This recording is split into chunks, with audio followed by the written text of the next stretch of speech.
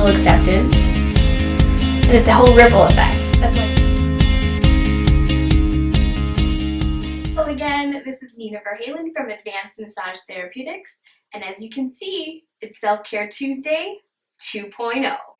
So sometimes we need a little reminding of all of the little bits and pieces that we may need to focus on in order to take exceptional and excellent care of ourselves.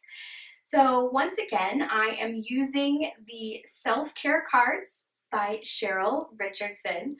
I absolutely love this deck. I think the symbolism in the artistry is beautiful, and it's simple in its reminders.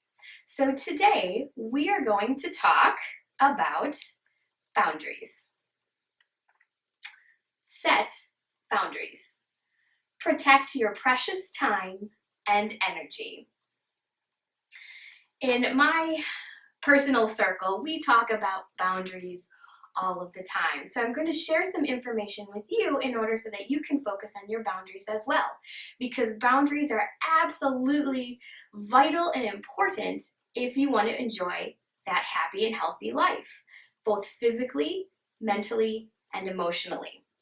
So as an example, what a boundary is think of your property lines. Your property lines are clearly delineated on, a map that maybe you got from your mortgage company. Maybe you have seen fences or gates with do not disturb signs on them. You know that if you cross that line, there are consequences to be had. We also really understand personal space boundaries. There's songs written about this from the 80s, don't stand so close to me. How many times have you been in an area where somebody just, no idea about personal space, comes in and it makes you uncomfortable? That's a sign that somebody has crossed over your personal boundary. Makes you feel uncomfortable, you course correct, you do something about it. Usually, if you're a nice person, you just kind of take a couple steps back. Now, where boundaries can get a little foggy and fuzzy is when it comes to our mental and emotional lives. What this looks like if we have very weak boundaries or we allow people to step over our boundaries is that we tend to take responsibility for others' feelings. Maybe you sacrifice your plans, your goals, and your own dreams in order to please someone else and make them happy. Also, a sign of weak emotional and intellectual boundaries is not taking responsibility for your actions and your feelings and blaming everyone else around you for what is going on. This is playing the victim card, isn't it? Able to meet our own needs without relying on other people to do that for us, and we are better empowered and able to make healthy choices for ourselves and the others, people that we are truly responsible for, like maybe your children. Also, healthy boundaries is what creates healthy and powerful self-esteem. And who doesn't want to feel better about themselves and have more esteem about themselves? So great, there's our little definition. So what do we do about this? Why is this so incredibly difficult? In my own life, like I said earlier, I have had trouble with setting and keeping my boundaries as well.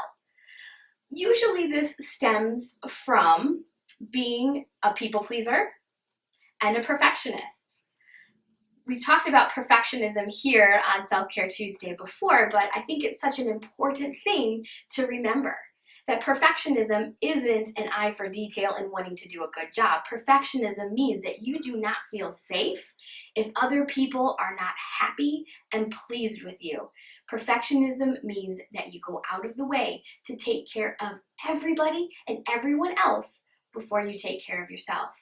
This is very overwhelming and this is very stressful, and it can create ill health at some point. Everybody has different tolerances and thresholds.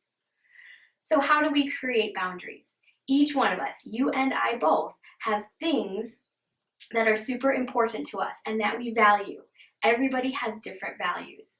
You really need to sit down, get honest with yourself, and figure out what's important to you, what is valuable to you, and then you're going to protect that like a fierce mama bear protecting her children. You are going to draw those lines and put a do not disturb, no entrance sign on there, and if people cross that, there are consequences. That doesn't give you license to be a terrible person. It doesn't give you license to be mean, because I believe that you are really a good-willed person, but you still have to protect your boundaries and your valuable parts of your life, your valuable assets.